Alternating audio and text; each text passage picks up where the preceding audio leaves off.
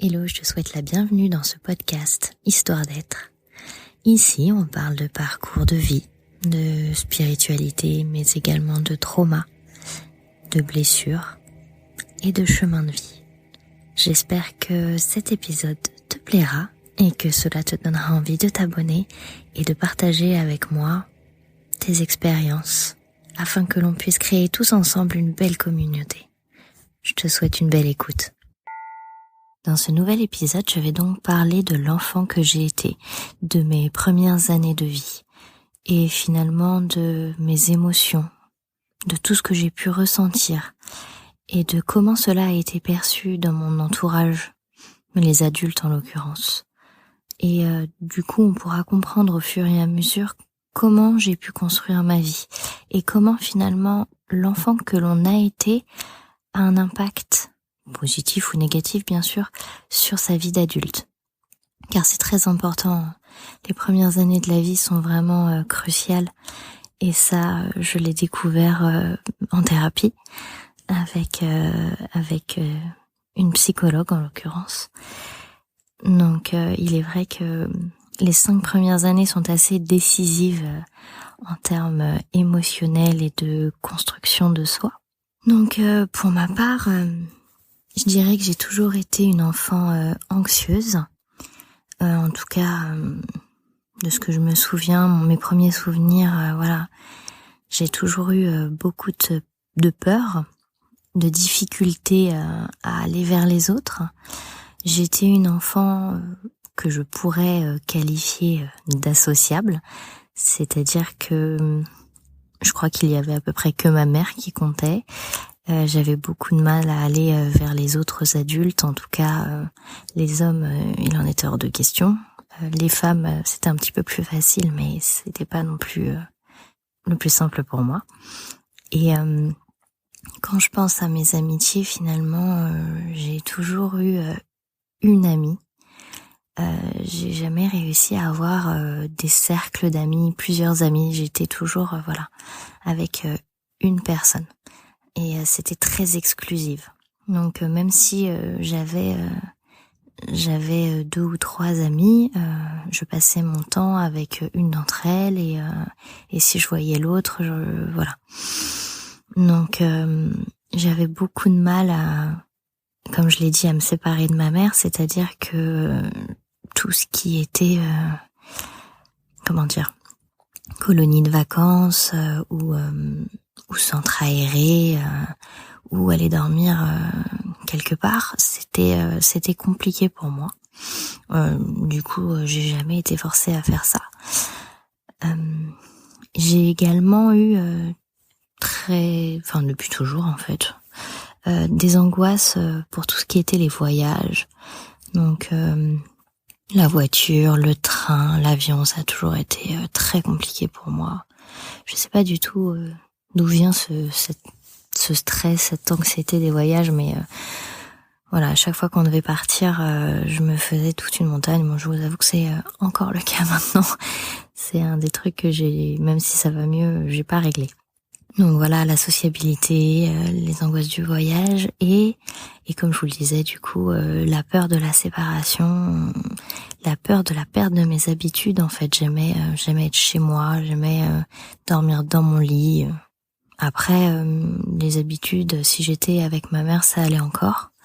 Mais bon, c'était, voilà, j'avais quand même j'étais quand même mieux chez moi. Et en fait, quand il y a eu une séparation entre mes parents, quand ça a été acté, j'ai commencé en fait à développer une angoisse par rapport à la nourriture. Alors, en fait, dès que je mangeais, je commençais à avoir des nausées. Et du coup, ça se bloquait, je voulais plus manger. Et je me souviens de ça, je l'ai fait, j'ai des souvenirs de l'avoir fait à la maison, d'avoir fait ça également à l'école. Et en fait, que ce soit mes parents ou que ce soit les surveillantes, pour elles, c'était de la comédie, en fait. Et après, je l'entends, hein, surtout à l'époque où c'était une époque où finalement les émotions des enfants, on n'entendait pas tellement parler, je pense. Et quand un enfant commençait à rechigner à manger, c'était plus de la comédie, des caprices qu'autre chose. Donc voilà, ce truc-là, il a été passé comme un caprice, sachant que j'étais peut-être un petit peu difficile pour manger déjà. Et ensuite de ça, j'ai également développé des angoisses de nuit, en fait. Alors ça m'arrivait pas tant à la maison, du coup, comme je vous le disais, une fois quand j'étais chez moi, ça allait, mais plutôt quand j'étais chez d'autres gens. Alors j'ai pas énormément des couchers chez des amis, justement parce que j'étais pas très fan de ça, mais j'ai beaucoup de souvenirs dans la famille, à me réveiller en pleine nuit avec des nausées pas possibles, besoin d'aller me vider aux toilettes. On le sait très bien, hein, le système nerveux est directement relié au système digestif, donc quand on commence à angoisser, à avoir de l'anxiété en général, voilà, on va aux toilettes. Et du coup, j'ai des souvenirs de ma famille qui me veillait la nuit parce que ça n'allait pas, quoi, et je dormais pas et je faisais des allers-retours et c'était une catastrophe. Mais encore une fois, c'est des choses, qui ont été un peu banalisées en fait. On n'en a pas parlé, on ne m'en a pas parlé, on ne m'a pas posé de questions. Je sais pas si j'aurais réussi à mettre des mots dessus, mais peut-être le fait d'en parler aurait aidé. Franchement, je ne sais pas. En tout cas, tout ça s'est mis en place à peu près à ce moment-là. Après, ça s'est calmé avec le temps. Les choses se sont calmées. J'ai gardé quand même. Je suis pas quelqu'un de très sociable. J'ai beaucoup de mal à m'épanouir en société, je dirais.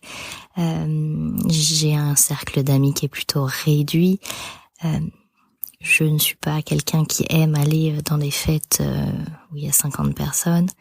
Donc et j'ai toujours mes petites angoisses d'avant les voyages. Et pareil, j'aime être chez moi, j'aime avoir mes habitudes. Bon, la peur de la séparation avec ma mère s'est calmée, bien entendu. Donc voilà, et donc au fur et à mesure, bien sûr, j'ai grandi et toutes ces angoisses se sont quand même calmées, se sont apaisées finalement. L'angoisse de la nourriture a été seulement un épisode dans mon enfance et celle de la nuit aussi finalement. Mais du coup, on verra dans les prochains épisodes que tout ça est ressorti bien plus tard. J'ai donc appris durant mes thérapies avec la psychologue que je fréquentais, que finalement, en fait, les 5 premières années de la vie, on se construit émotionnellement, et vraiment au niveau du cerveau, et que souvent on va développer du coup des angoisses. La plupart des enfants, bien sûr, développent des anxiétés et des angoisses. Après, ce qu'il faut savoir, c'est que du coup ces angoisses vont se calmer avec le temps, mais que durant l'âge adulte, il peut arriver un événement, il peut arriver quelque chose qui fait que ces angoisses d'enfant, du coup, reviennent, vont ressortir. Et c'est là que ça devient plus compliqué à gérer. C'est pour ça qu'il est hyper important, en fait, de prendre à cœur l'émotionnel de l'enfant, de lui parler, d'essayer de comprendre ce qu'il ressent et de ne pas nier surtout son émotion. Alors parfois c'est clairement pas facile, je le dis en tant que maman, parce qu'on est également énervé, on est dans le speed, l'enfant commence à pleurer, il rechigne à manger, et on n'a pas envie d'entendre ça. C'est bon, allez, mange ton assiette de pâtes et ça va très bien aller. Ou alors pleure pas parce que papa te prend pas dans les bras, c'est bon. Mais en fait, là, il faut essayer au maximum d'écouter, de parler et d'être en accord avec l'émotion de l'enfant et lui dire que s'il a envie de pleurer parce qu'il est triste, c'est ok, c'est normal, il est triste et il a le droit d'être triste parce que papa est pas là, ou alors il a le droit d'être en colère parce qu'on lui a dit non pour un dessert. Il a le droit d'être en colère, mais ça veut pas dire qu'il aura le droit à son dessert, mais on comprend et on entend son émotion. Voilà, ça c'est des petites c'est des petits exemples que je donne, mais bien sûr, il n'y a pas que ça, mais Je pense que c'est assez important pour l'enfant d'avoir ces émotions qui sont reconnues et entendues. Et après ça, j'ai lu un livre, donc je pense que beaucoup de personnes le connaissent, c'est les 5 blessures qui empêchent d'être soi-même de Lise Bourbeau. Et par rapport à ce livre, en fait, j'ai découvert également que, comme beaucoup, encore une fois, j'avais la blessure de l'abandon due à un père un peu absent, en fait. Et que, mais mine de rien, cette blessure, elle se répercute maintenant. Mais elle s'est bien sûr répercutée à l'époque. Je pense que mon anxiété de base. Alors, je dis pas que c'est pas à cause de ça que j'ai été anxieuse. Je pense que j'ai toujours été un peu anxieuse, mais tout ça vient nourrir finalement l'anxiété et les angoisses de l'enfant. Donc du coup voilà, cette blessure-là n'a pas dû aider, par exemple le fait que je sois complètement associable et surtout avec les hommes. Forcément il y a quelque chose. Donc voilà, tout ça c'est des choses qui sont qu'on ne se rend pas forcément compte. En tout cas, on travaille pas dessus, on n'y repense pas. Et c'est quand on a du mal à avancer dans notre vie qu'on va aller commencer à aller rechercher ce qui se passe dans notre enfance. Et on n'a pas forcément envie, mais c'est très important parce qu'en fait c'est le démarrage de notre vie et c'est ce qui nous a façonné et c'est ce qui du coup va déterminer notre vie d'adulte. Donc lorsque l'on commence un travail sur soi, finalement les premières années de notre vie sont assez importantes. Encore une fois, il n'y a pas que ça. Mais je pense que c'est quelque chose c'est un travail à faire sur soi à ce niveau-là. C'est des souvenirs d'enfance, donc forcément on ne se souvient pas de tout non plus. J'essaye de vous décortiquer vraiment ce dont je me souviens, ce sur quoi j'ai travaillé, et voilà, et peut-être que ça vous aidera vous-même à voir ce qu'il en est de votre parcours, de votre enfance, de l'enfant que vous avez été. Peut-être que ça vous fera vous poser des questions sur les émotions que vous avez refoulées. Parce qu'on vous l'a dit, on vous l'a dit. Oui, dans un sens, je sais pas vous, mais moi, combien de fois on m'a dit tu t'écoutes trop. Et en fait, c'est tellement mauvais de se dire ça. Au contraire, il faut s'écouter, il faut écouter ses émotions, il faut écouter son corps. Tout est là pour nous passer des messages. Tout ce qui nous arrive, tout ce que l'on ressent, tout ça, ce sont des messages que notre inconscient, notre subconscient essaye de nous faire passer. Et au contraire, il ne faut absolument pas les refouler. Et là, je vais revenir du coup sur ma pratique, sur le Feel and Heal. Et on apprend à réécouter les messages qu'on veut nous faire passer et qu'est-ce qu'ils veulent dire. Et ça, ces messages vont nous permettre de débloquer tout ça, de débloquer tout ce qu'on a enfoui, tout ce qu'on a refoulé. Et on en a tellement refoulé parce que voilà, comme je le disais, nos parents, ils avaient pas la même façon de faire que nous. On n'avait pas les mêmes avancées. Ils pensaient pas que le fait d'écouter l'émotion d'un enfant, ça allait l'aider plus tard. C'était pas comme ça que ça se passait, donc jamais j'en voudrais à mes parents de ça. C'était la génération qui le voulait et voilà. Donc, mais du coup, le fait de revenir sur son enfance, en effet, vous allez pouvoir vous dire oui, en effet, il y a certainement des émotions que j'ai dû refouler, que j'ai dû enfouir parce que c'était comme ça. Et cela m'a créé des blocages, cela m'a créé des angoisses. Et peut-être qu'il serait bien que j'aille les déloger. Et c'est en ça que la méthode, en fait, la méthode Feel and Heal aide.